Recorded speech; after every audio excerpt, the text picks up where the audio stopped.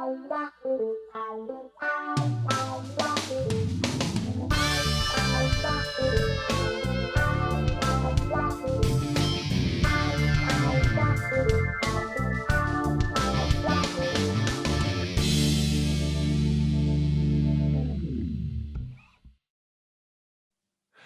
Virginia. Hello, Maryland, DC. Hello, Mid-Atlantic. Hello, New England. Hello, the rest of the United States and the rest of the world. Welcome to another episode of Living on Music. I'm Steve Houk, and so very glad to have you here today. We are very excited to have an amazing guest, Steve Moore, and that is the reason that I have the Birchmere behind me for probably the second or third time. I did a show with the Birchmere with Gary and Michael, and had them on behind me in another show or two. And tonight with Steve Moore on board, who is writing along with Gary a biography of the Birchmere, and which should be out in June, according to inside sources. And we're going to be talking to Steve tonight all about how he got to work with Gary on a book about this amazing legendary venue, as well as his career writing books with Helen Hayes, people like Surf Colwell, Duffy of Seldom Seen, and very special extra surprise guest tonight, a guy who he wrote two books with, a local legend in sports broadcasting, DJing years ago. He's even a performer, an amazing guy, Johnny Holiday, who was also the pre and post game host for the Nationals for 11 years, 2007 to I think 2018. He makes a very special appearance tonight, talking to me about Steve and with Steve about writing and co-writing and getting to know Steve as he was going on. But it is a great evening for writing and music, and I think you'll have a wonderful ride with us with Steve Moore coming up in a few minutes. First, talking with Classical Movements. They are back into the Secret Garden after a little bit of a halt, and it's so great to know that Nita and Johan and company have these amazing Secret Garden concerts. The next one is this Saturday, it's April 17th. There's a 4 p.m. and a 7 p.m. show. They sell out pretty quickly, so you want to try to get in there and get tickets. And this is a very special one. This is called the Savory Soiree, and I'll tell you why in a second. But the Food of Love, an Earth Day celebration of Shakespeare, and it's going to be musical works by John Dowland and anonymous popular tunes from the Elizabethan era, all performed by Grammy-nominated lutenist Ron McFarlane. And I re-looked up lute, and lute is basically a plucked string instrument with a neck and a deep round back enclosing a hollow cavity, usually with a sound hole or opening in the body. So you want to be able to come out and see this Grammy-winning musician, nominated musician, talking about playing these amazing Shakespeare-related songs. And also, what you get to have is an amazing farm-to-table dinner served with wine pairings. This is amazing to sit in that kind of idyllic magic Secret Garden and enjoy amazing music, enjoy delicious food, delicious wine, and feel like you're back outside seeing live music. So go to classicalmovements.com/Secret Garden Concerts and get your tickets, and keep going on to classicalmovements.com and finding out what the shows are coming up. Real quick, savemusicvenues.com. Love to plug them every show. Julian Frampton, Peter Frampton's son, started this organization. He has a website, savemusicvenues.com. 100% of your net proceeds, whenever you buy one of the items that you see here, t-shirt, shorts, hoodies, masks, phone cases, all 100% of the net proceeds go to the venue of your choice. So you pick your favorite venue and you can give them a little scratch, and then you can go in there wearing the swag and say, hey, I tried my best to help you, and they'll love you and you'll love them back, and it'll be great. And savemusicvenues.com is really special. So go there, see what you can do to help a local music venue. Announcing our 400th member on Living on Music, Nancy Robinson. An amazing coincidence. Had, no fixing of this at all. She is the wife of my one of my duos, my duo, Houk Robinson duo, with a just won Best of the Best 2021 from the Sun Gazette, one of the best musician bands voted on. Thank you so much. What an honor. We are doing a show on April 17th together, and Nancy came in and joined just haphazardly and was the 400th member. So Nancy will be presenting you with a special zebra gift pack and a big thank you for being a part of the Living Music Nation.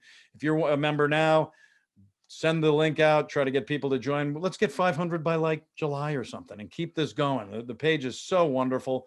I'm getting all these people that are posting stuff about their own gigs, their virtual gigs, wonderful music stories.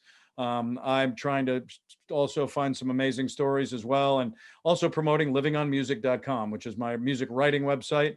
I've concentrated on this show for the last year, so I haven't done a lot of pure writing, but I also have a couple of artists in the can that I haven't done the articles on yet. Who are they? They're Philip Bailey from Earth, Wind, and Fire. They're Florence from Fifth Dimension. They're Jim Messina from Loggins and Messina, etc. So those are going to be coming out a little bit, but go to livingonmusic.com and check out the website, and go to the genres, go down, put a band you like in and search, and you'll find some really wonderful interviews I was able to do with some of these amazing worldwide, world-renowned musicians. So join us on the Living on Music Nation on both the website and on the Facebook page. Quick at the Birchmere. That's what I have behind me. That's what Steve Moore is going to be talking about. And as a very special thing, he is at the Birchmere tonight. So get ready for this. He's doing the show from the Birchmere. So it's a Birchmerean evening. Coming up this Friday, the Seldom Scene. We talked about in my show with Steve tonight, we talk about John Duffy, the late John Duffy, who was a big member of Seldom Scene. And he wrote a book about John. Seldom Scene is still going after, 40, 50 plus years. And they're playing this Friday at the Birchmere. Go to birchmere.com and get tickets. They are being tremendously safe, as they have been since they reopened last July. They have minimal attendance. They've got heavy disinfecting. They've got social distancing, mask wearing where you need to, and it's live music back at the Birchmere. So if you feel safe and comfortable, maybe if you have your double vaccines and you're feeling better about it, get out to the Birchmere. They could use your support, and you can go see one of the great bluegrass bands ever in this area this Friday, the Seldom Scene. Well, most of you who know me at all or have watched Living on Music for the past, well, almost a year. In fact, as I said in the show open, a year ago tomorrow was when I had my first show with Scott Kurt, and it's been one amazing ride. Well, you know how much I revere the place behind me, the one and only Birchmere. I mentioned again a little earlier that I had the Birchmere behind me, and why? Because I have Steve Moore here. But I've been close with the Birchmere for years as a music writer. I met some of my favorite musicians on the planet there and been able to talk to them and hang out after interviewing them, seen some of my favorite shows there of all times, and had my friends, Birchmere founder Gary Olsey and Booker Gigmaster Michael Jaworek on Living on Music twice. So I plug their shows also every one of my shows. It's a legendary music venue that everybody in this region loves, but also not just people here, but the incredibly high-end musicians that have played there over the last 50 plus years in their various locations, and the stories and the memories created by the people who own and run the Birchmere, the people who play the Birchmere, who work there, who write for the Birchmere, who about the Birchmere. All these things are part of the evolution of this legendary place. My guest tonight, wonderful author and music aficionado and musician Steve Moore, is in the throes of writing the first ever real true biography of the Birchmere, along with Gary Olsey, its founder, right now as we speak. And what is so exciting today is that you will see Steve in the Birchmere as we do this show. So I may be virtually with the Birchmere. He is actually there. We are so excited that Steve is doing tonight's show. He's an accomplished and esteemed author, as I said, a music man, a musician. He sings, he plays guitar and keys. Grew up in Anacostia with a neighbor named Danny Gatton, and we'll talk about that experience because he is so revered, especially here at the Birchmere every year with the tribute shows. He published his first article about the DJ who ran I Want to Hold Your Hand for the first time in the United States, Carol James, and we'll talk about that experience. Has written books and that's something that I want to hit on, obviously, is the experience of working with people in writing a book. I've been writing for 37 years, but never written a book. And I love talking to people about this. Wrote a book with Helen Hayes, with a special guest we have tonight to also thank Steve for his work on his two books. Johnny Holiday, the legendary University of Maryland sports broadcaster and disc jockey. Surf Colwell, speaking of amazing DJs and music aficionados, he wrote a book with him. John Duffy of the Seldom Scene. And as I said, currently with Gary Olsey. Ladies and gentlemen, without further ado, please welcome to Living on Music, Steve Moore. Steve Moore, it's so nice Hey, to have you on Living on Music, man. thank you, Steve. Thank you so much for inviting me to do this. It's really a lot of fun. It's an honor. And I'm so tickled that you took it upon yourself to put yourself in the Birchmere, as everybody can see where Steve is. It's that infamous swag room right behind the box office, right as you're next to where you're walking in. I love that you're there. Right. And I'm bringing you a T-shirt. Or I'm Oh, stealing one for you. I know, of all the years that I've gone there and I've known Gary and Michael and Ben and David and all of them, I've never gotten a swag from there. So maybe I'll have to ask them for that, or you. Well, here's the deal. I retired from Georgetown a year ago in January. And the very next day, I came out to start this book with Gary, and he just gave me his office. He said, well, here's the office. Go ahead and move in. Wow. So I've been here. I stopped with the COVID, but I was here working here. Now I'm back, working in the Birchmere. So it's fantastic. I love that. We're definitely gonna hit the Birchmere in a second. I want to find out how you're doing, how the last year has affected you with your music, because you still play, with also your writing, which seems like that's continued to go. At least you can interact with Gary and continue the Birchmere book planning and research and things like that. How have you been doing this last year, Steve? I'm doing really good. The COVID has actually helped me with the writing because I've been able to do interviews with a lot of the primary people that are going to be in the book: Vince Gill, Janice Ian, Chris Hillman. It just goes on and on. And they're not touring, so it's much easier just to talk with them. Because they had time, it was much more easy to get to them. So that's been good. Also, I have a son, Charlie, and a daughter, Susie. Susie had her first baby, so I'm a grandfather, and baby's Kona Sage. Kona, right. So that's exciting. Wow. So it's been a good year. For me, it's been a good year. I'm glad I had this book to work on, and because I think be very lonely, like so many people were. Right. Well, let's talk a little bit about that, because I'm so fond of Gary. I did the show with them. I've known Gary and Michael for many years. One of my favorite places on earth. And as a music writer, you're able to go in and be a part of the place almost, and then meet all these incredible musicians. Tell me a little bit about how this came to be with you and Gary and putting this together, because I think it's going to be a wonderful tribute. When I first came to Birchmere, Katie Daly told me, she was the WAMU Bluegrass advocate and broadcaster. She said, you got to go see John Duffy. So I came to the Birchmere and fell in love with John Duffy, did a long interview with him. It took me a while to get him to give me an interview. So that was my first introduction to Gary. But then I actually put him in an article when Chapin got her CBS contract, and that was about 87. John Jennings was a friend of mine. I was playing music, so I knew John Jennings and Nils and other people in the city. Bill Danoff. And John Jennings said, we got this contract. I said, how'd you get it? He said, Gary Olsey got it for me. So I called up Gary and I put him in the article that I wrote for Buzz McLean. Tempo, I used to do a lot of articles for Buzz McLean. Yeah. Then we'll talk about maybe later. And he's written the foreword for the Birchmere book. Anyway, then when I did the Duffy book, Gary managed the Seldom Scene, knew John Duffy. So I got together with him and he gave me a very good interview that I could put in the John Duffy book. Right. And it was that then led me to try to pitch him on writing a book about the Birchmere. And he agreed. When that Duffy book came out, he liked it. And that's how I got together with Gary. Oh, that's wonderful. What a cool evolution over the years to get to this point, and I know in the interview that I did with Gary and Michael, and it was a long, we talked, about the general history, and obviously Gary coming into town and buying the first smaller Birchmere and going to the other location and then evolving into where they are now, all the way up until now. And I know they've been going through a lot, right? I mean, you've been there with them. It's hurting. Even the legendary club like them has been knocked a little bit, and we're hoping that everything can storm back in full soon.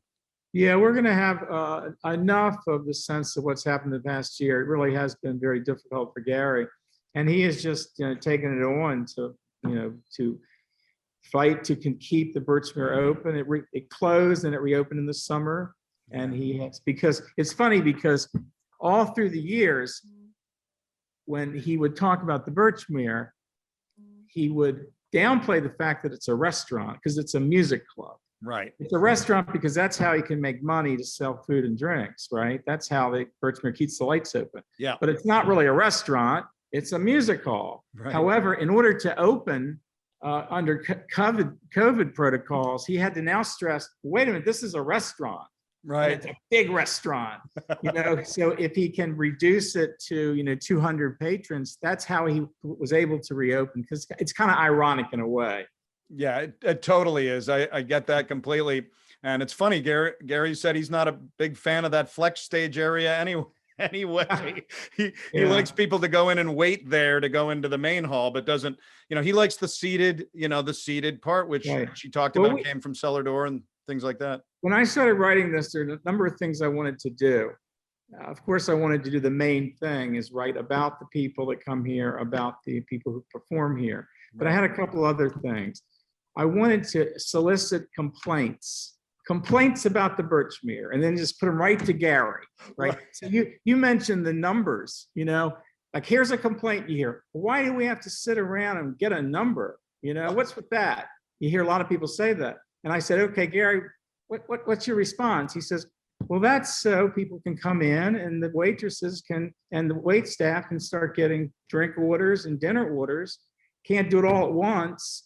It's a metered way to get the feeding 500 people in an hour and a half, which McDonald's can't do that. Right. So he's got an answer for everything that is perfectly logical and makes sense. So that's like a couple of pages of FAQs on what Gary says to your complaints. Right. So the book is kind of fun in that respect. Oh, that's going to be I'm so thrilled to, maybe I can even get you to sign mine, to get a copy of it. You pay for it, Steve. You betcha. So Steve, I don't know, maybe if as the author of the book, you could give us a little bit of a teaser on some kind of cool story that there's so many, obviously, with the Birchmere, but something that kind of stood out to you as you've been doing all this amazing research. Well, it's interesting. There's about 13,000 discrete performances over the three Birchmere history. Oh. Jorma Kekkonen calls the present Birchmere world. I thought that was cute. And so often what's interesting about these performances is certainly what happens on stage, but that's difficult to project in a book. That's better seen. But how people got here and what they did when they were here and the booking parameters are interesting. So one of the interesting things was when I got here is that Ray Charles is one of the primary artists that performed here, and he performed his last show here. Yeah. He died about 8 months later. Right. And he ended up sitting in the tech room behind the stage with the sound monitor person, Bud Gardner, and they just sat there really in silence. Waiting to go on. He sat there for an hour and a half by himself with Bud. Oh.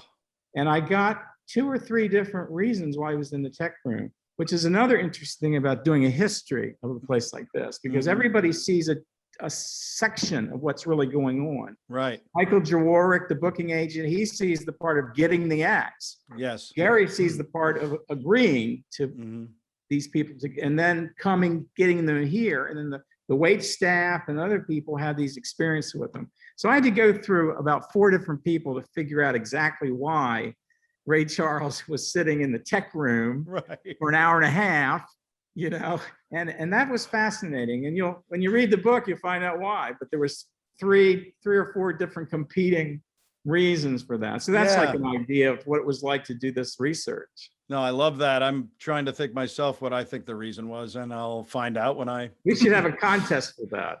Find out when I read the book. I love that. And one of the things I love about the Birchmere and have for all these years is, Gary, when you go and you're in the bar before the main doors open, and they've let me in as a press guy, all the time, but I wait in the bar for a while, and Gary's in there hugging people, smiling. Him and John Brinegar are a family of that place. And one of the things he said to me in the interview on Living on Music was, his biggest concern with the pandemic was not necessarily the money they're losing or the bands they can't book. It's the family and the people in the Birchmere. And you've probably felt that as you have been there, right, Steve? Oh, absolutely. It's a family affair. It really is. The organizational structure is very flat. And Gary, as a manager and owner, is very, it's obvious that he's in charge of everything and he has the last say, but he doesn't treat his staff like that. Right. A typical thing with Gary is he'll have an opinion and you'll tell him your opinion and he'll listen, and you can change his mind if you think he's wrong. So that's been really good in this book, because we've had kind of just some disagreements on what it might be. He really wanted more of a photo book, and we have a lot of photos. We're going to have 200 photos, but it won't be like a photo coffee table book, because I didn't want to do that. I want to write a real history. Right. Oh, can't wait. For me, and another great thing, before COVID, I was able to, Gary would take me down and introduce me to the people who were playing. And a lot of performers, they choose the first of the year, January, to do their first tour or their new material. Ricky Skaggs does that. Arlo came, Marty Stewart. So I was able to go down and hang out with these folks, and that was great for me, because Arlo has always been one of my heroes. I've seen him a lot of times, and I've seen him here a lot. He tells a lot of funny stories about Pete Seeger, Bob Dylan.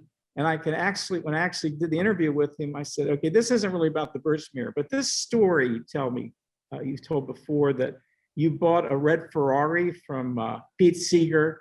Is that really true? And he says, nah, that's not true. I bought it from his son, Danny. Oh, God. And then he says, I said, when Bob Dylan hitchhiked to your house to find Woody Guthrie, I mean, do you remember that? And he says, oh, yeah, I remember it. Him, I can't tell you what he looked like, but I remember these work boots he had. So that to me was like so thrilling, you know, and he's right in my face and he's so funny. No, so. That's the biggest thing that I've ever been more enriched by, is going to the Birchmere and meeting the people I've interviewed. And that's been probably in the several dozen, the greatest experience. If you look behind me, as you well know, and that door over here, back behind me, out to the alley, I went out and waited for Peter Frampton to come out of his bus, and being a kid of the 70s, couldn't have been a bigger moment for me. And I brought Frampton Comes Alive and put it on the bench, and then how he came. And I don't really get overblown by talking to these people. I mean, I'm always awed by meeting David Crosby at the Birchmere, Richard Thompson and Steve Earle and all these people. But Frampton just took the breath out of me, talked for 5 or 10 minutes, and then I just said, thank you, Peter, and started to walk away. And he pointed to my album on the bench and said, do you want me to sign that? And I was like, yes, I do. And it's framed, and it's actually behind me in this office. But there are so many moments that the Birchmere creates for not only music writers, but fans, authors like you, the owners. Amazing. So here's a story that I like. What the other question I had, aside from the complaints, I wanted to know who was the most difficult person that ever played here, from the staff's point of view. Sometimes I ask the question, like, who is the biggest a-hole? Okay, and there's a winner, and here it is, real quick, okay? So it's Hugh Laurie, who played the Doctor in House. Yes. He's a jazz pianist, okay? Everybody that I talked with said he was very difficult beyond belief, and really he's the a-hole. Now this has a good ending. So I said, why? He says, because he had a manager, and you could not talk to him. You had to talk to the manager, and then the manager would talk to Hugh. And this is when you're in the dressing room with him. So it would be like the management would go to his manager and say, does Mr. Laurie want to have dinner? And the manager would turn to him and says, he's asking you if you want to have dinner. And Hugh Laurie says, I don't want to have dinner right now. And the manager turns around and says, Mr. Laurie says he doesn't want to have dinner. And that was the whole day. Right. God. And everybody went nuts about this. Right. So by happenstance, that intrigued me, because that sounds crazy. Mm-hmm. And I found an article about Hugh Laurie in The Guardian. And he was talking about this period of time where he was clinically depressed, and he was in such bad shape that he couldn't even really talk to his therapist. And he says the following, and I was really an arse. Even my wife couldn't talk to me. I was an arse. And I went back to Gary and said, well, he agrees with you guys. He agrees that he's the arsehole. Then I asked Gary, so is he welcome back? And Gary just like that says, of course he is. He played jazz songs from the 20s we've never heard on the Birchmere stage. Wow. He's welcome to come back. What's not to love? That is classic. Yeah, that's a good one. Yeah, that is. The House was a great show. So hopefully he cleaned himself up. That's a wild moment. Well, look, we're going to take the whirlwind ride on our speed train with Living on Music with you, Steve Moore, and talk about kind of how you got where you're at. And it's some pretty amazing stuff to me. Born in DC, grew up in Anacostia, raised by your grandparents in a Catholic household, so that had to be an interesting ride, right. Of course. And then I found out just 2 years ago, I did a DNA, and I found out right. that my grandfather, the DNA says you have a grandfather who's Ashkenazi Jewish. Wow. And I said, my grandfather wasn't Jewish. Well, he wasn't religious. I remember that. He was wonderful. He raised me. And I looked up his last name, Harmel, and it's Yiddish for like turnip or something. Right. And I've looked up his DNA. It goes all the way back to Poland, like 1700s. Yeah. Oh my God. I'm part of the tribe too. All right. So my whirlwind ride is this. My mother was a waitress in DC, and she worked at the French Quarter when Gwaltney's trio was there. Tommy Gwaltney founded Blues Alley in '66, same year that Gary started the Birchmere.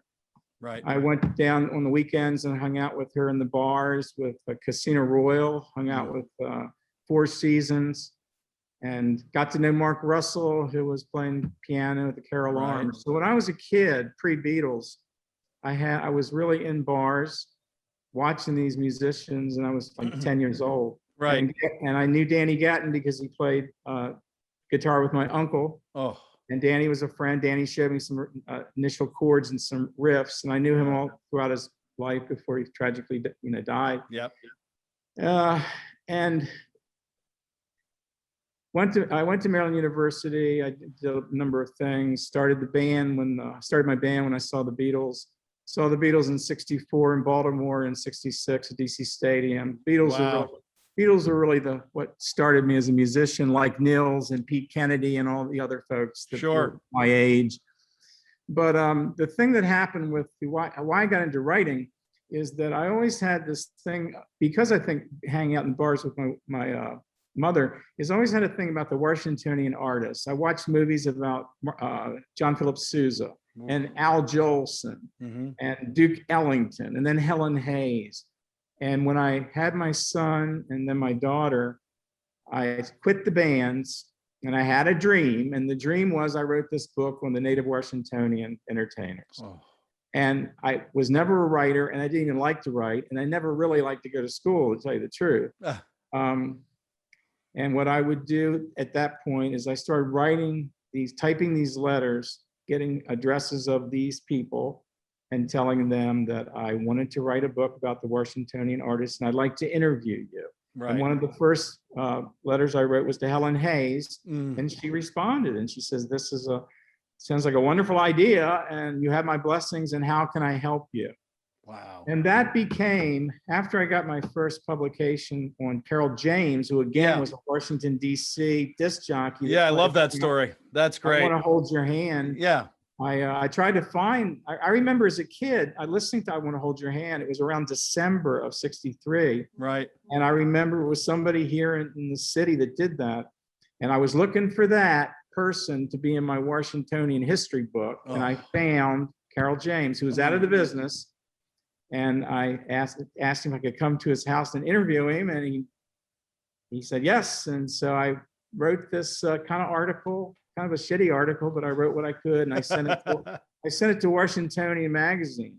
And I remember that everybody I knew, including my parents and everybody, says, "Now be prepared. You're going to get rejected," because, I know people that have got all these rejection letters, they're on their walls. And I thought to myself, I'm not going to get rejected. This is a scoop about the Beatles, and it's the 20th anniversary coming up. Yeah. So it sounds cocky, but I just felt, this is going to go, so I'm going to get this. And I did. And I got a letter from the editor of Washingtonian magazine, John Sansig. He says, "We love this. We'd like to run it as an anniversary piece. We pay 20 cents a word." That was about $84 for this article. And I thought, well, I'm a writer. Right. And then I did an article for Buzz McLean at Tempo. And I have to really thank Buzz. Buzz McLean is a great writer.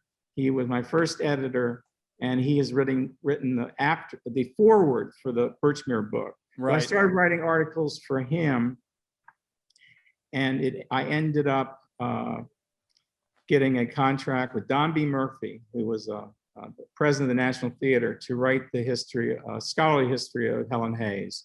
Wow. So I did about 30 articles for Buzz, wrote some articles for Stage Bill with Don Murphy, the National. Right. And we got a contract for Helen, and then we were at Helen's house working with her. Well, you had a couple scoops too back with the Journal, right? You had the Mary Chapin Carpenter contract, and you had a scoop about Nils joining the E Street Band. I did get that article out. I think what was the scoop about that is that I found a picture of Nils and Bruce at the Stone Pony. Nice. Before Bruce tapped Nils to be in the band. Oh. Miami Steve Van Zandt left, and he needed to replace him, and Nils. He picked Nils, and they all knew they were all working together. Anyway, and in that picture, Nils is wearing a Redskin button.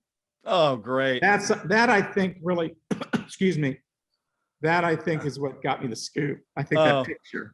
Oh, that's wonderful. Yeah, I've interviewed Nils twice, and just some incredible stuff about Clarence, and love him. And obviously he's so close with his brother Tom, with Ronnie Newmeyer and Chuck and all my buddies at Bandhouse gigs. Well, he's been the Birchmere. He's actually helped me quite a bit with the book. He's actually got his chapter, his part now. He's kind of that's great, improving a little bit. But Gary, he donated his piano, his family player piano, and it's on the wall of the Birchmere. I'll send you a picture of that. That's right. You mentioned that in this last few months. Oh, yeah, that's fantastic. Trying to get Nils on the show, and I think I will in the next few months. He loves to kind of talk a lot too. So you, around 1991, the Helen Hayes book you were just mentioning, what a icon, especially here in Washington, with the Helen Hayes Awards and things like that. In a nutshell, what was that experience like for you at that age, to be with that kind of iconic, legendary older actress? Well, Helen Hayes is really one of the smartest people I've ever met or talked with, and she's such a legend. So going to her house was great. The gist of the book is every single thing that she did in her professional career is chronicled with reviews, with a synopsis, and she started when she was 5 years old. Wow. Helen Brown in Southwest DC. Oh, and yeah. She was performing up until she died, and that's 90 years. I actually went through the New York Times. In those days, there's no internet. I had to do microfilm, and it took me about 9 months. I went through every issue of the Times to find whatever review was in that book. Oh my gosh. When we first met with her to pitch her on this, I had all of those copies, the microfiche copies in a big box with a dozen cream-colored roses, and that's how we pitched her on her doing the book. Wow. And how? What was she like as a person to do this with? Was she an easy person to kind of engage with?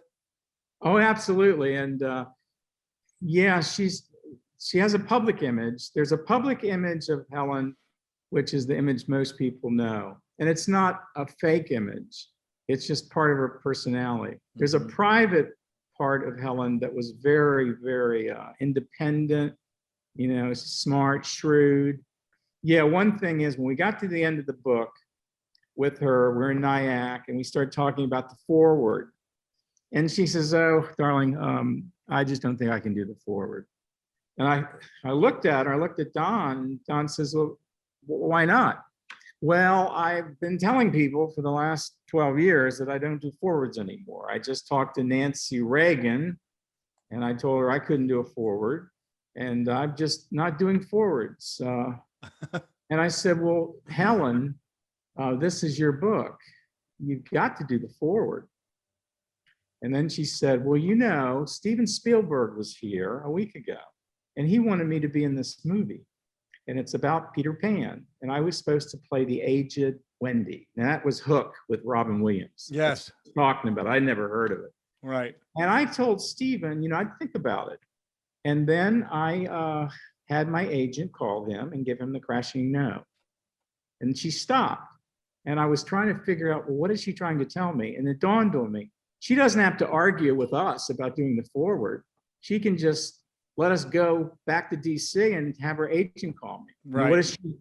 And so I said, it was like a couple of times I've done this in my life. I said, well, that's not going to work for me. Like, good luck with that. But right. Because I was thinking, if she doesn't write the foreword, she's not endorsing the book, and her name won't be part of the book. Right. And it's like, maybe nobody will read it. And I was thinking, I spent 3 years, and this is what's happening.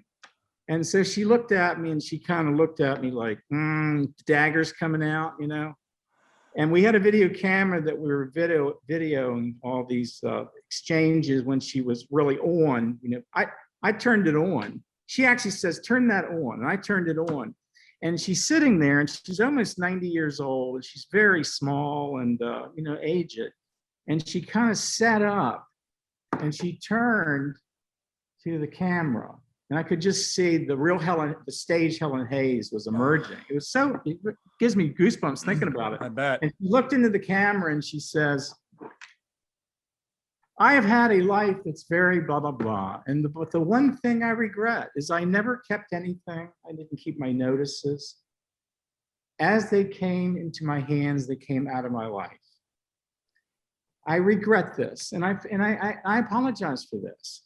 And then she says, but this project has been a delight for me. She says, Don Murphy and Stephen Moore remember more about me than I do. I can tell you that. But for me, it was living it. And for that, I am grateful. Oh. And then there was a pause. And then she kind of returned to her rattan seat and got some iced tea. Right. And she looked over at me and she stared right at me and she says, is that okay? And I said, yeah, it's great. And then finally, what the capper on that is that she went up, she said she's tired. She says, you boys can let yourself out. I'll see you in DC. And she went upstairs. That was actually the last time I saw her because she died when the book came out. But anyway, the last thing about that is that her housekeeper comes down. I heard her yelling up there. She's arguing about something. And I thought maybe she's arguing about me. And her housekeeper came down and said, Helen says you can go downstairs. And I thought, okay, what's downstairs? And we went downstairs. She said, you can stay as long as you want. You can look at whatever you want. You can record whatever you want. And what she had downstairs was a bar that her husband had built, Charles MacArthur, that looked like the Algonquin room, supposed to be the Algonquin bar. She had her 2 Oscars on there, and she had rooms that had all of her scripts, all of her costumes, all of her notices, private letters, tax returns, you name it. And we spent about 3 hours going through that. And I learned later from her son, Jim MacArthur. He was Dano on Hawaii Five-0. Oh, yeah. That was Jim MacArthur. Know him well. I learned later that Helen told him that at that moment that I challenged her, that's when I became her friend. Oh, gosh, that's fantastic. Thanks. Really? Well, she, I'm sure was pleased with, again, that reminiscence, the ability to kind of get her life into some sense of that. So congratulations on that. Thanks. Wonderful experience. Well, you have an experience in the beginning of the 2000s, and it was writing 2 books, one primary book that called Johnny Holiday from Rock to Jock, that you really had an experience with the great Johnny Holiday of this area. And one very exciting addition to Living on Music tonight is welcoming the one and only Johnny Holiday. Well, Johnny Holiday, thanks so much for being on Living on Music.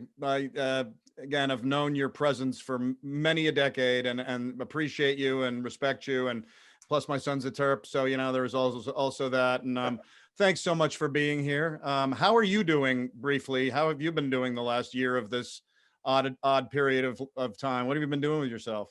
Well, I think it's been difficult for everybody, Steve. Everything we do is on visual on Zoom, no interacting with players, no interacting with coaches, no interacting with fans, nothing. Right. But everybody's in the same boat. We've all done it. We all got through it. And hopefully now with all the vaccines being available to more and more people every day, We'll never have to go through this again. Let's hope we turn the corner and heading upstream, and things will get back to at least close to normal. We hope so. Absolutely. I think one of the things that hit me the hardest, and it sounds trivial to some, was losing this opening day weekend. I'm a Met fan. When the Nats come to town, we usually go to the games during the opening day weekend, and we couldn't this year. I've watched baseball the last 48 hours without blinking, and it's been great. And the Nats are ahead as we speak. But again, having Stephen on when he worked with you very closely on the main From Rock to Jock book, and talk a little bit about what made you kind of want to delve into having a book about yourself, and how Stephen came into the picture.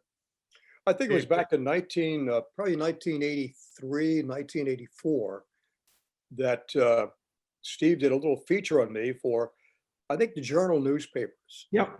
And he followed me for a day and went by the radio station, came to one of our charity basketball games. And I had read the piece that he did. And my first impression was, well, this guy's pretty good. This guy has made me really look like I'm okay. And it was an incredible story. A Day in the Life of, I think that was the title. That's right. And he went to the dinner theater. He watched me at the Harlequin. He watched me do radio shows locally. It was just a wonderful article. So that was the only contact I had with Steve Moore. Right. And then about 2000 or 2001, I get a call. And this guy says, Johnny, it's Steve Moore. I said, yeah, how you doing, Steve? How are you? He said, I'd like to talk to you about doing a book. I said, a book on who and on what? He said, on you and your career. Wow. And my initial response was, why?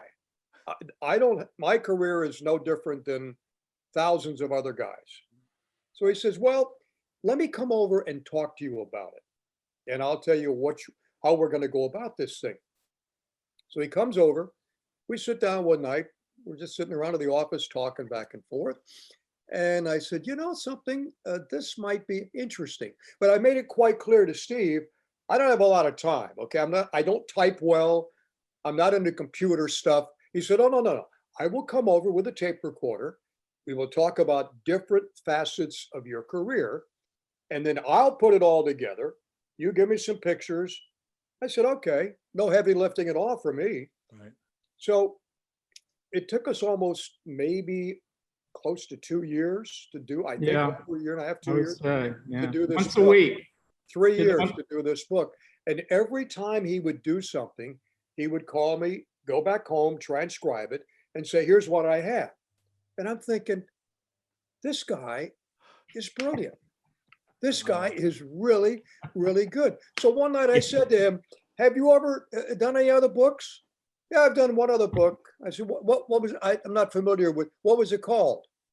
The Helen Hayes story. What? The Helen Hayes story? Are you kidding me? Johnny Holiday, Helen Hayes. I mean, what a total difference. And that's how I got to know Steve Moore. Right. And he is absolutely, he takes the words and they jump off the page, if you understand what I'm talking about. That as you read it. Too generous. Yeah, no. I mean, we've become good friends over all these years. Right. I love the guy. He's just, and he's not only a writer, but a tremendous musician. Yeah. Wonderful father, and just very sweet.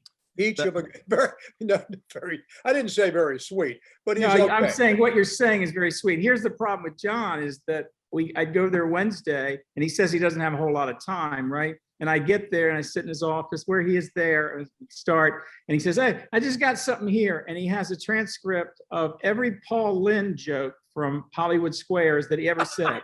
He's one of them. And so I sit for the next 20 minutes in hysterics while he's telling every single joke. Oh, I know him well myself. I love Paul so much. And I heard, stop. Johnny, Steve mentioned that you do a Paul Lind, and I'm like, well, maybe we could get him to do it. Well, let's see. My favorite one, the one we after the book, we did book signings, and the one I always liked was Howard Cosell. That always just cracked me up. So that's the one I'd like to hear. Yeah. Which Paul Lind did you like, Steve? Which one did you like? I like Howard Cosell. Howard Cosell. Okay. Howard Cosell was brilliant. Yeah. The guy was, and the funny thing is, I used to do him in my morning show on WWDC. And so at the NFL Players Association banquet to benefit muscular dystrophy, I'm the MC and Howard Cosell is the guest speaker. Oh. So I go up to him, I said, Howard, hello, Johnny, how are you, my friend? I said, I'm okay. I said, would you mind? I'm going to introduce you as you. Well, if you'd like to make a total beep of yourself, go ahead. So I introduce Howard Cosell. He comes up and he's got a cigar. He says, I'd like to thank the diminutive one for that less than impressive introduction. Oh, God. And then he goes on. He says, look in the audience out there. There's number 23, Brig Owens of the Washington Redskins.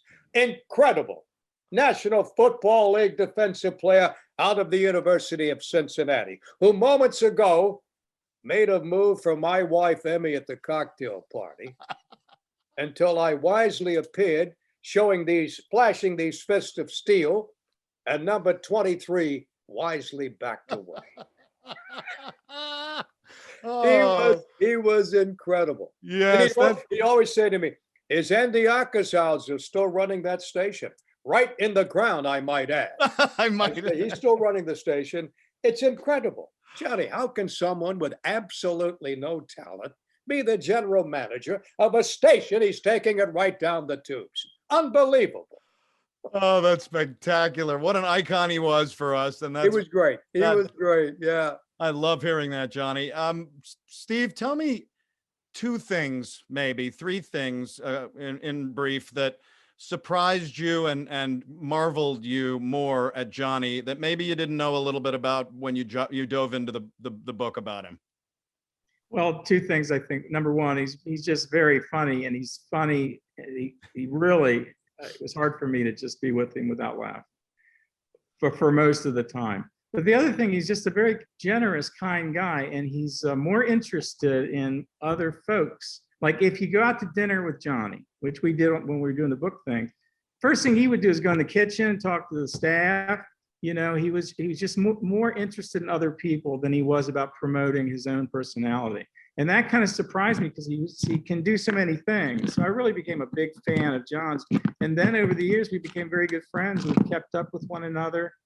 And it's been wonderful. I really consider him my best friend. Yeah, that's spectacular. That's not something that happens every single time people collaborate on a book. Johnny Holiday, your career went from. I was fascinated to learn about the associations with people like Murray the K. The whole thing in the Summer of Love. I love the story of Steve told me of when Grace Slick called him and said, "Hey, Johnny Holiday's you're doing a book about him. I love him." And Ben Fong Torres. You really made a presence within the musical rock and roll type of world. Was that something that you began with in your life and in your career? Was it music oriented from the beginning? Because I know you're a singer as well and a performer. Yeah, I think I was in radio, Steve, at the best time. I was playing music at the best time. Right. In my days at WHK in Cleveland back in the early 60s, I became friends with Bobby Rydell, Frankie Avalon, Fabian, Neil Diamond, Adam Wade, wow. Dion and the Belmonts, sure. All these different performers. And I realized they're no different than I am. There's no different than you and I. Mm-hmm. They just do something that's, a little bit different. And I always had the admiration for these people. And I always found that if you can connect with them some way, you're going to have a friendship for life. So when I went to San Francisco and the music all changed, and I'm doing 2 to 6 in the afternoon on KYA in San Francisco. And that's when all the long album cuts started to come into being. Right. And the FM started to make inroads and wipe out the AM stations. Yes. So our boss made it quite clear to us that we're going to open our door to any artist. We're an AM station, 1260 AM. Right. Number one station in San Francisco. But the FM is starting to make inroads. So I'm doing 2 to 6, and next to me for 4 hours is Janis Joplin. Okay. Next to me for 4 hours is Grace in the Airplane. Oh. The Bo Brummels the next day. Country Grateful Joe Dead. the Fish. Every Mother's Son. Whew. And then all of a sudden, my buddy Sly Stone becomes Oh. a pretty big name. Yeah. And Sly, which people don't realize, unless you're from San Francisco, was a tremendous disc jockey. He was on nighttime at KSOL, and I was on after. We used to hang around together and do things, and just the relationship with the artist was. And then I go on tour with the Monkees for 3 weeks with those Fabulous. guys, and really appreciated a guy like Michael Nesmith. Yeah. That I thought he was my favorite guy because he was a little bit different. Yes, he was. You know, he was like intellectual a little bit. And He's also a Texas songwriter, like Guy Clark and Townes Van Zandt. He's a big part of the Birchmere book because he's Really? played quite a bit. Oh, Yeah. cool. I wanted to back up and I have another kind of quick answer to your question, what I learned about Johnny Holiday. So here's one of the big things I learned is that he's had such a crowded, eventful life that he frequently forgets half the great stuff he's done. When I first started working with him, Ben Fong Torres, you had mentioned, said, you know, Johnny hosted the last Beatles concert at Candlestick Park. And I said, really? And I went over that Wednesday, next Wednesday, and I say to him, Johnny, you did the Beatles? Johnny says, I didn't do that. I said, well, at the last show, Candlestick Park. He says, no, I didn't do that. I thought, oh, okay. And then I called Ben back, and then we got a picture of Johnny, you know, on the stage doing it. I said, Johnny, look. He says, oh, I guess I did do that. And I thought, you forgot that you introduced and co-hosted the last Beatles concert in it's that history. spectrum of a career. Yeah. Exactly. Yeah. So anyway, I'll Johnny, throw that in. Johnny, was there you can any- insert that into my last question, my last answer. Johnny, was there anything that you learned about yourself writing that, being involved with the writing of a book about yourself? Is there anything that you kind of were humbled by, or that you went, well, I didn't really realize about that? I think in reading the book, the way that Steve formed the stories and the childhood stuff, I think probably got to me more than anything else. Yeah. Because I was reluctant to talk about how tough it was growing up with parents. And my sister, I believe, told Steve, no, we got to talk about it because it may help other families who go through the same thing that we went through with parents that maybe drank too much and was not the best of childhoods. I think that was a very tough thing to do because I had great memories of my mom and my dad from time to time. And I had terrible memories of some of the things that I went through as a young kid. My mother was a waitress, single. I was raised by my grandparents because my mother was really a wild child and she was a waitress at the French Quarter, Casino Royal, Carol Arms Hotel, all music bars. And on the weekends, I would go and stay with her. But what that really meant was I was in those bars while she was a waitress, so with a lot of people drinking, and then while she drank for the most of the night. And it was very, very sad. I can tell these stories how exciting it was because I hung out with the Four Seasons and, but it was very sad. And it was the same with John because he went on the road with his father, who was a salesman. And we kind of had the same kind of background where we were just lonely kids. Very sad, exactly. Right? Would you say that's right? Exactly right. Exactly right. It was really tough, but I think the one thing about the book that Steve did for me is, with us, together. Well, you did most of the heavy lifting. I think the one thing about why it was so successful is that any young person who wants to get in my business can pick up this book and can read it and say, wow, he had a tough going in his childhood. I'm having a tough time in my childhood. He got this job with no experience. What? He did this with no experience. he never did all these things, all self-taught, that Steve brought out, that it can be an inspiration, I think, to any young person Wow. that wants to do what I'm doing in radio, television, theater, commercials, whatever, that they can do it the same way I did it. And that's the saving grace of putting a book like this out, I think. I love your honesty there, Johnny. I mean, again, that relationship that you build with somebody, that you put something, a story of your life, a journey of your life together, is something, and the bond sounds wonderful. Again, you've been part of my life for the last 30 years, part of my family's life, Johnny Holiday, and I can't thank you enough for coming to embellish our journey, our life story of Steve Moore. It's going to be a great ride, and with you here to embellish, I can't thank you enough. Thanks so much for being a part of Living on Music with us. Well, thank you. Thank you. And Thank you, Johnny. You're working with a guy that is one of my all-time favorites and will remain so.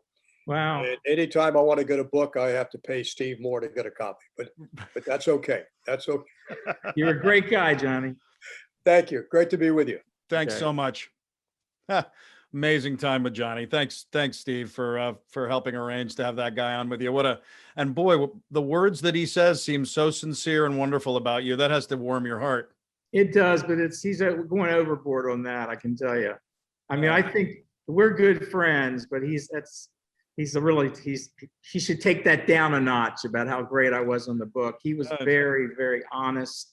And we went over, he wrote, I didn't just put it together. We worked together. We really worked together very well. We had a great time. It was a lot of fun. Again, thank you so much for bringing Johnny along. I just love that guy. About 2016-ish, give or take, you started to put together and then release later on a book about one of my favorite people in the world, a good friend of mine in my music life as well, Surf Colwell, who, if you're a music fan of this area for the last 30 some odd years, you know Surf and his power of what he did when he was with HFS, and also being a hell of a guy himself. Talk a little bit about how you were able to evolve into writing a book with Surf. Well, when I got to the University of Maryland, I finally could hear the signal, HFS signal, because I was in Southeast, and anyway. So I heard HFS, and Surf was my favorite. And I had a girlfriend named Patty Johnson Cooper, who has been an editor with me. Yes, I know Patty. Yeah, I met her. I think I met her at the one of Surf's signings for the Patty's first time. Great. And Patty, if you're listening, without you, none of these books would have happened, I can tell you. She's a very close friend of mine, and she's my girlfriend back in College Park. So we used to listen to Surf, and I love Surf for a whole bunch of reasons. One is, he's a big Frank Zappa fan, and he was promoting music that I really liked. He was promoting Zappa and other Little Feat and other people in a very nice way. He was putting them, he was basically presenting their music. It wasn't about Surf. Surf has never been about him on the radio. He's got that great voice, and he's sharing with you music that he thinks is important. Yes. So I used to love watching him. When I first decided to try to write that Washingtonian history, I contacted him, and he wrote out a bunch of people out in longhand and sent it to me. I was so excited. I told my wife, Margaret, look, it's Surf. I was excited. And then I met him over the years. And, he kept up. After HFS, he did all these other things. He did other radio stations. And he really, you can make the case as far as alternative radio disc jockeys. There's nobody equal to Surf. No. Nobody in the United States who has done what Surf has done. Yep. So then I started seeing, I think I saw him at a Jeff Beck concert, my son and I, Charlie. And I think that's when I was saying, you really should write your book. And when the HFS movie was started to be talking about, it's called Feast Your Ears. Yes. I now think they should change that title to Feast Your Years, because it's taken a long time. But Dick Bangham's, I know he's a friend of mine. He's really kind of putting it together now, and I've seen parts of it. It's really very good. Cool. So I kind of tried to say, this interest in HFS, this is the time to write your book. But he was still reluctant. Here's the thing on Surf. It's not about Surf. He has a private life. He has private opinions. He doesn't, push those on anybody. No. He pushes music in a nice way. Yes. So I think he felt uncomfortable being honest in a book. Not honest is the wrong word. He just didn't, he wasn't feeling it. Right. And so I finally convinced him that you're not going to feel it until you at least try to do it. Mm-hmm. And he started coming over to my office at Georgetown once a week. I didn't realize what a trek that was because he lives in Leesburg. Yeah, he does. He would drive and we'd spend the day. And eventually he got into it. And the reason I love that book is that anybody who knows surf from the radio, knows his career, and also knows him personally, that's his words. It's in his, when he talks, it's all first person. When he talks about it, it really is like surf telling you his story. Yes. I love that part of it. Patty helped, I think, with that. Right. And I think the other thing and Surf and I become very good friends. I love doing that book, love doing the book signings with him. The other good thing about Surf that I got to say is, as a Frank Zappa fan, I met Frank. I went to see Frank Zappa from '68. Every time he came to DC, I got to know a lot of the people in his band. Don Preston's still a friend of mine. I knew Jimmy Carl Black, the Indian of the group. Oh, God. Tom Fowler. I became friends with all those guys because I was like the Zappa guy for my whole life. I love Frank Zappa.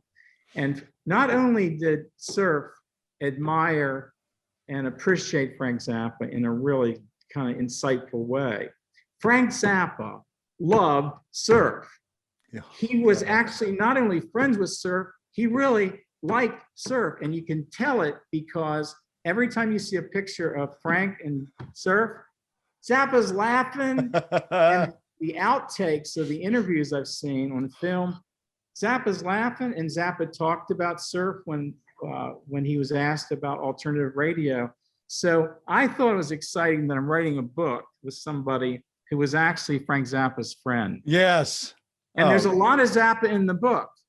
Great interview with Zappa. Dweezil's in there. Howard Kalin played with Zappa. So if you're a Zappa fan, you should read this book. But if you're a fan of Springsteen or any of the people that Surf knew personally, I'm real proud of it. So you should be. Very much so, Steve. I was so excited to see that book released, and when especially that picture of him and George on the front is such a hallmark picture of them. But I love that, and I'm so glad you were able to get him to be motivated to do it, and that he did it, because I think he's been very pleased with it and very pleased to go out and market it and be proud of it. So kudos to that for sure. Before we get to talking about your last effort, which was about the amazing John Duffy of Seldom Seen, talk a little bit about Steve Moore, the musician. I know you started early. You started playing as a boy and continued to have bands as a young man. Talk about the evolution and the influence as a musician, and then you're still playing. I mean, with the Razors. Yeah, we took a hiatus for the Razors, and I would think we're going to. My son Charlie is a drummer in our band, and we're going to kind of reboot the Razors when gigs come back. We were playing gigs up until COVID, and we played for almost 19 years together. Wow! So we're going to reboot that. I think we might get some different people in the band, and we might move away from the heavy classical rock and kind of do some newer things and some original things. I've been writing some original songs in this COVID thing. Nice. And I've been influenced by the Texas singer-songwriters at Birchmere. Townes Van Zandt, Guy Clark. I didn't know these guys that well, and now I know them really well because I've got interviews and tapes and blah blah blah. They're so phenomenal. I've really got a different approach to songwriting now, which I never had before. So that's been one benefit for doing the Birchmere thing. Okay, my thing was that I knew Danny, and I saw Danny play with my uncle's band when I was about 10, 11. I liked classical music. I saw the jazz with my mother, Waltney and Johnny Ray and a bunch of people. But I never felt I could do that. I mean, that music that's too complicated, or, I'm not really a musician. But when I saw the Beatles in '64 and Ed Sullivan, I said, I can do that. I know chords.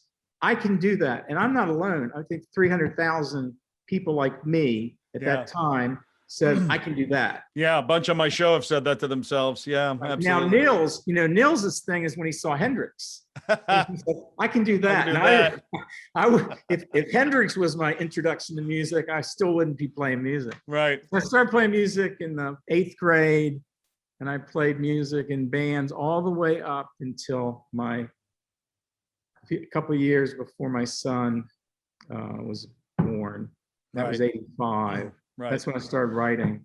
And then he became a drummer. He got a snare drum in school, and then he was playing timpani.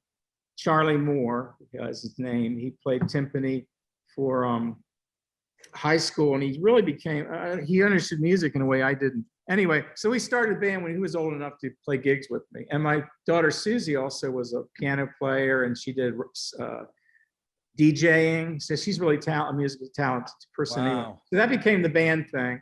And we started playing as a cover band, and we played for 19 years, maybe 2 or 3 times a month. Oh, wow. I love that.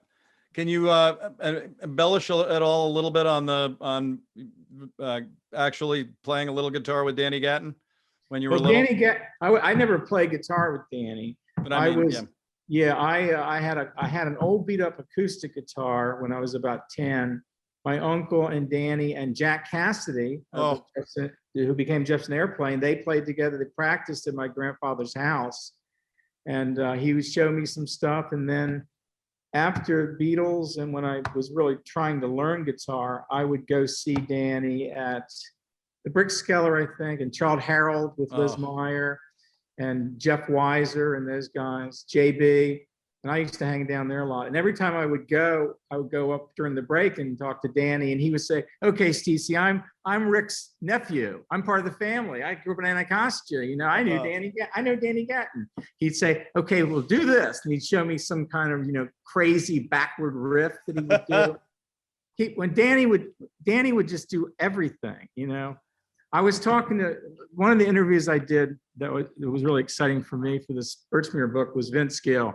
And Vince Gill told me that he came in and people were telling him about going to see Danny Gatton. And he went down to see him for the first time. I think it might have been at the Child Herald. And then he told me another time when he was doing a Opry show or some kind of a country show, and Gatton was there. He and Albert Lee were on the side watching Danny Gatton, really at his peak. And Vince says, we just started laughing. And we just started laughing hysterically. We couldn't stop laughing. And I said, "Well, what were you laughing at?" He says, "Because he was doing these crazy things. How is he doing this?"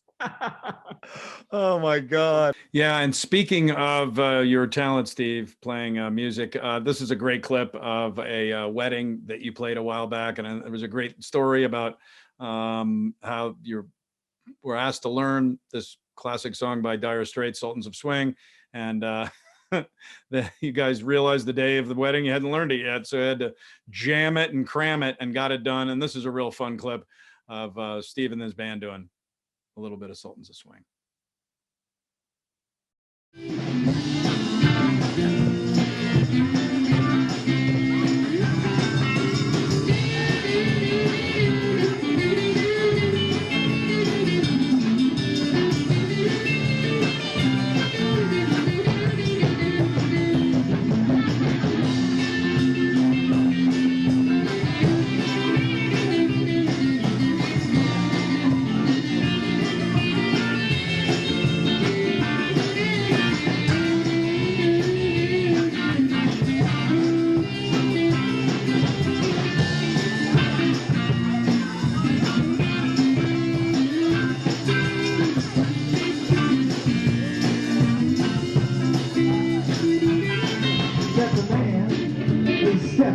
Up to the microphone. There's a lass at that time bell ring. No, that's great. Your last book, and Gary and I, when I interviewed Gary and Michael for my show on the Birchmere, talked a lot about these guys, or at least John Duffy and company when he was with the Seldom Scene. They were this wonderful collaboration between the Birchmere and the Seldom Scene, where they wanted to promote themselves and the Birchmere wanted to promote themselves. And there we go. And that relationship has continued, and they're actually playing this week that the show airs. And we promoted it earlier in the show. So it's a perfect seg. But talk a little bit about this book, John Duffy's Bluegrass Life. You was based on an interview you had done years prior with John? I met Katie Daly, who was a WAMU broadcaster. She lived near Georgetown University, so I used to see her just walking around. I would talk to her. Right. She said, "You got to go see John Duffy at the Birchmere." So I went, and the reason I was amazed by him and his talents, and he's iconoclast, and you can't take your eyes off Duffy in these performances because you never know what he's going to say. He always looks like he's got an edge, and what he would do, he'd have a little portable bar and he would make whiskey sours. He called it the show, and it was his attitude adjustment. So he always was whiskey sour, just enough that he was electric. But in the entire career of John Duffy, nobody ever saw him drunk. Wow. And what you saw on the stage was a little bit of a whiskey sour thing going. Right. The reason I was also fascinated with him is because he was a native Washingtonian. He was born in the Columbia Hospital for Women, and he grew up in Arlington. And I wanted him in my Washington, D.C. history book. And that's how I was writing letters to these people. Right. Now, it took me a long time to connect with him because he didn't really like to talk about music. Right. And he didn't do interviews. Right. I convinced him to let me do a really serious interview about your life for this history book that I'm writing. And he invited me to his house. And I went to his house, and there, the way I remember it, was a different John Duffy. This was not the guy on stage. He even talked slower, like he would say, "Yes, I hate that." You know, it wasn't the fast guy. And he was very sweet. And he was also very generous because he knew I was a young guy that didn't know what I was doing. You know, all these people knew that, and they all helped me. And he started talking to me probably at 11 o'clock in the afternoon, and I was still rolling tape at about 5:30. I got through 3 90-minute cassettes, and that was an interview with him. And I used a couple quotes for an article in Bluegrass for Buzz McLean. But then I put it aside with all my other interviews for this Washington history book, which has never happened. After the Surf book, Surf talked about the clubs that he remembered in DC, and we talk a lot about Cellar Door. And I thought, well, let's put in the Bluegrass clubs, you know, the Birchmere. And that's when I realized I got these tapes of John Duffy, and I found them. And that became my idea of writing a book based on these tapes. It's based on John Duffy telling me these things. Wow. So it's really as told by John Duffy. And I started doing that, and I contacted everybody that knew him. I found his biological daughter, Ginger, that people didn't know was around except insiders. I went to talk to Bill Emerson, who was in the Country Gentleman. Right. And I also hooked up with G.T. Keplinger. He did a lot of videos of some of the people that had passed away, Mike Aldridge, and he did the discography for the book. So he was a great partner. I'd never met him. I never actually met him until the book came out. We did this virtually. So thank you, GT. So we got together and did this, what is considered the definitive history of John Duffy. And there's no other book that even there's no other book that really focuses on John Duffy. Oh, wow. And I love the feedback that I read in research for our chat today. And that people love that book, and they love the fact that you were able to talk a little bit about him. In a minute, I wanted to get a little story you had that relates to Vince Gill when it talks to John. But here's a little clip of a promo piece that was done as you put the book out. It's a little bit of John, a rare moment to hear John Duffy talking a little. This is from my interview. Yes, from your interview and related to the book, a little talking about leaving Country Gentleman. Well, what I'd done was I'd had myself an instrument repair business up here, and it was getting quite lucrative. And it wasn't the fact that I would rather glue instruments together than to go play, but God damn it, I was tired of traveling these tremendous distances. You know, it's like we were saving up to go on tour. You're supposed to go on tour and make money. Nice. And I couldn't get them to like let's set a price, regardless of what it is, $500 or something, whatever. And we're not going for less than that. Oh no, man, they said $350, so I see. Let's go. Let's pick up everything we can. Michael Jaworka, the Birchmere, was handling these interviews, getting me connected to the right people to ask different people to interview. And so Vince Gill agreed. So I was waiting for Vince to call me. And I've seen him a ton of times in Nashville. I love Vince Gill. And he rang me, and I picked up, and he says, hi, Steve, this is Vince. He says, what a treat this is to talk about the Birchmere. This is quite a treat. I said, well, I talked about you with John Duffy. And he says, really?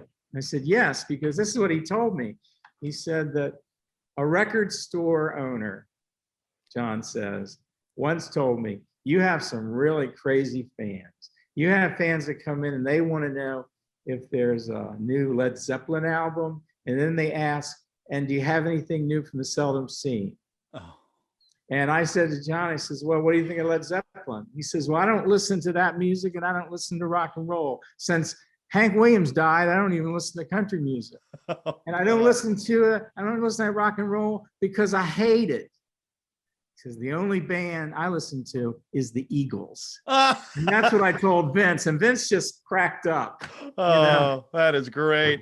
And if you people get a chance to see the current Eagles with Vince Gill, you got to see that. It's one of the greatest shows on earth. I would love to. I saw the Eagles back in 1980 and on the long run tour, and that was beyond spectacular. And they are an institution, and to see Vince jump in just shows the level of his acumen in the midst of losing Glenn, and then his son came in, and it was a little bit of a change for the Eagles, but they're still incredible band. So in the early 70s, Steve, this is really unique. I don't think a lot of people can say this.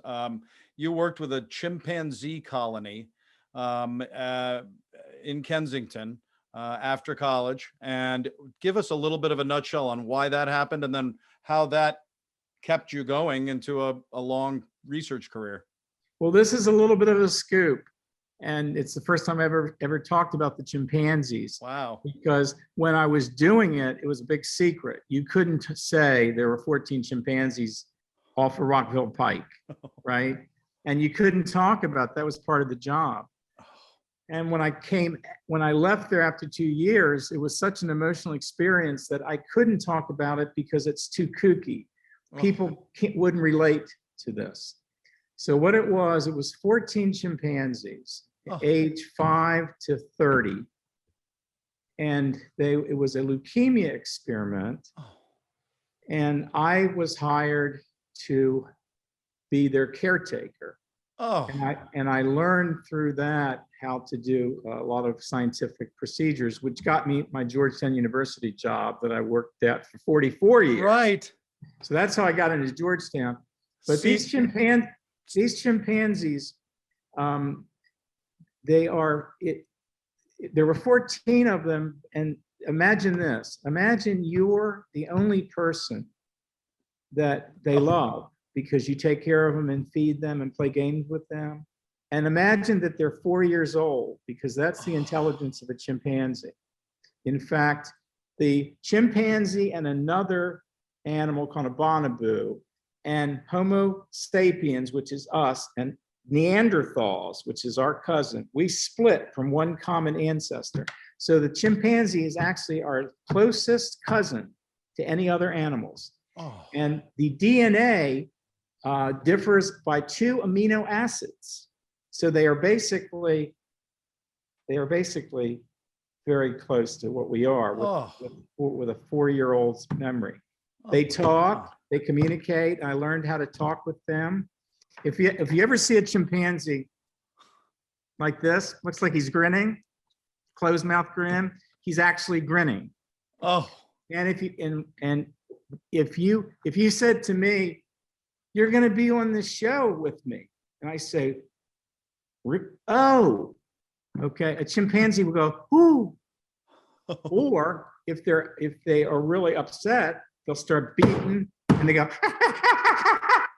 And I learned all of these words. And so Oh I my actually God. could talk. And then they would play games with me, right? Now, two things real quick. That's my little chimpanzee thing, except I couldn't really talk to people about the affection and the relationship I had with these chimps because they're all different.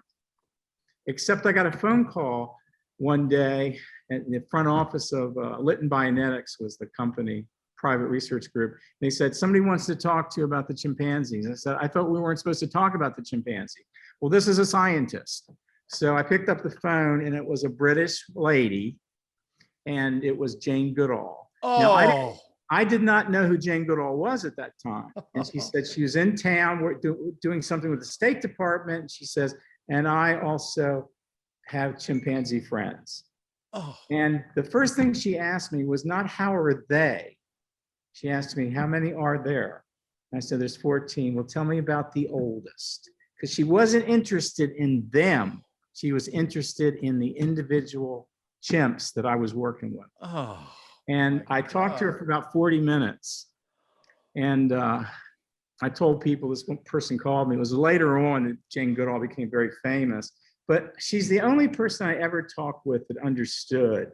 I'm going to cry. That understood what that is like.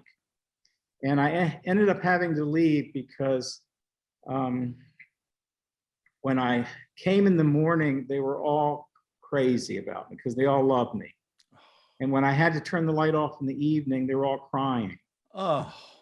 And it got to me. I mean, I just had to, I was getting kooky because to me, they were people. Yeah. And there are now people I understand. There are now is a movement to kind of give them kind of human rights because they're so close to us as beings. Oh my God. This is the first time I've ever talked about this. Oh, well, I'm honored. Thanks. Oh my God.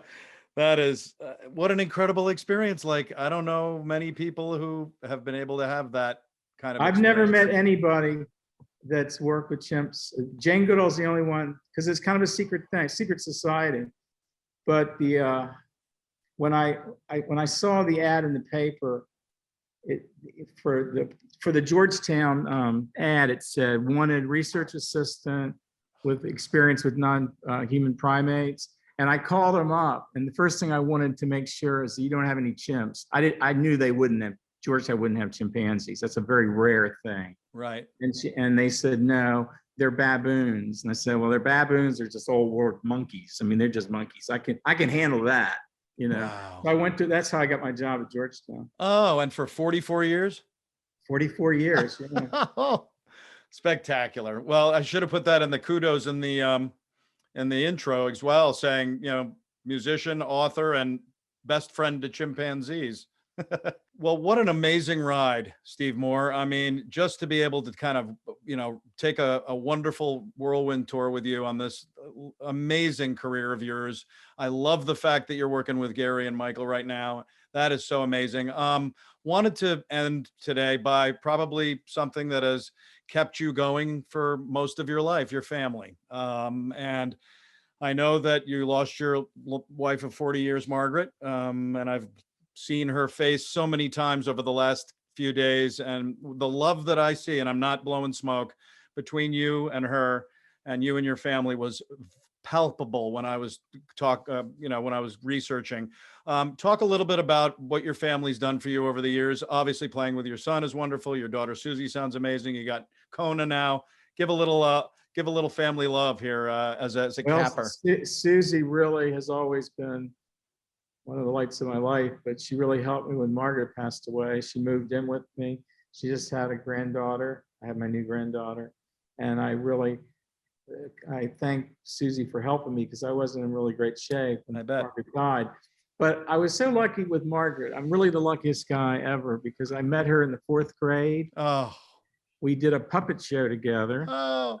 I became her friend. We did a musical together in 7th grade. And then we were together in the 8th grade, and then we split apart. And I met her 10 years later at a reunion, and I went home with her, and I was really with her for the next 40 years. Wow. Oh. And everybody everybody that knew Margaret, loved her. She was amazing. She was a mathematician. The Washington Post did a real bio of her when she died because she was so accomplished.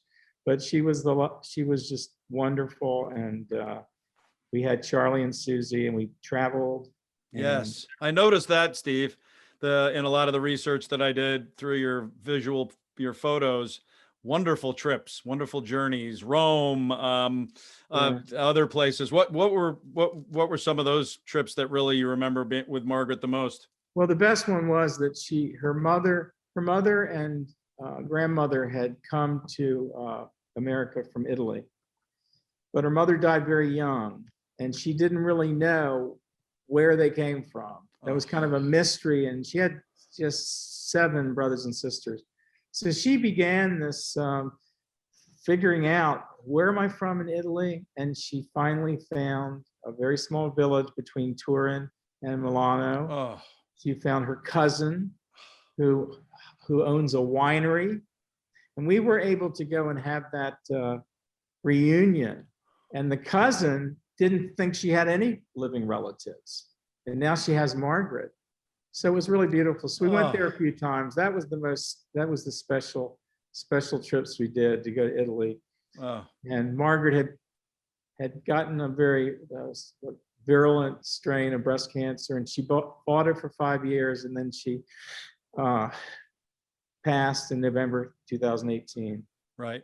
So, well, this is the foundation of you, and you're continuing to rock it, man. You can tell the way you are, the way we talk pre-show. You've got the Birchmere book. I'm sure that's going to keep going for a while. You got Susie and Charlie and Kona. And I want to just say thank you so much for taking the time. I've known your name for a while now. We met, I believe, briefly at one of those massive houses in one of the neighborhoods off in DC that you guys did your surf party for. Yeah, there were some book signings that were off the wall, off the hook. Yes. Right. That's when I met Patty and you. So that was a great thing for me. I've kept in touch with Patty just because of her musical love always seems to come up on my page and things like that. But I'm wishing you nothing but, happiness and success. And I do want to thank Gary Olsey. Please. Because I think I'm enjoying the approbation now. This is very flattering to me and I love it. But it's really, I think, because this book with Gary kind of puts me into a different level of where people might be interested in this book. So I want to really thank Gary for letting me use his place and his office and bringing me into his world. Steve Moore, I wish you the very best of luck. Keep strong, keep safe, and get back out there with the band when you guys can, and we will keep in close touch. I'll be plugging the Birchmere book for time immemorial for you. Thank you so much. Thank you. Man. This was great. It was a lot of fun. Thank you. I'm honored. Thanks. My pleasure. Whew, thanks so much, Steve Moore. What an amazing ride. Again, to all those people that he's worked with, all the kind of the music stories that they're going to be coming out in the Birchmere book, which we're again looking to a June release. So we'll keep you posted right here on Living on Music and when that's coming out. But love the Birchmere, and also Steve Moore. Thanks so much for taking the time with me on Living on Music. Coming up a week from tonight, one of the area's great, varied, variety-filled, amazing musicians, Arch Alcantara, who's a performing artist, a recording artist, plays a number of different instruments, plays with some of the great bands in this area. He's a Pittsburgh native who began playing guitar 40 years ago and cut his chops in the 90s performing with Chicago bands.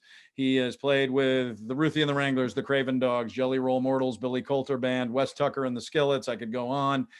Seth Keibel, Eric Scott, incredible people in this area, and is still going strong, and played on Living on Music with Ruthie Logsdon of Ruthie and the Wranglers a few months ago. It's kind of a side appearance. We're going full tilt with just Arch this Monday, a week from tonight, on Living on Music. On April 26th, get ready to strap on your blues belt and get ready for Ashley Chevalier.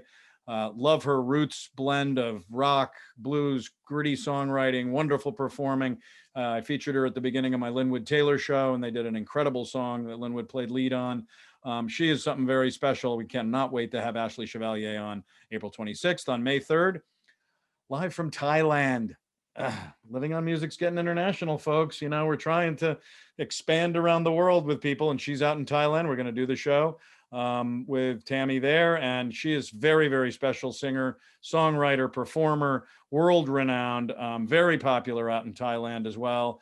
Released an album in 2017 called Velvet and Steel. And the Sugar Shack was on there, and it was a dance pop fun song and went up the charts and really helped Tammy continue her career. We're going to be having her again on Living on Music on May 3rd and May 10th. For you Grateful Dead fans, mark it down now. John Kadlachik, oh my gosh, singer, songwriter, musician based in this area.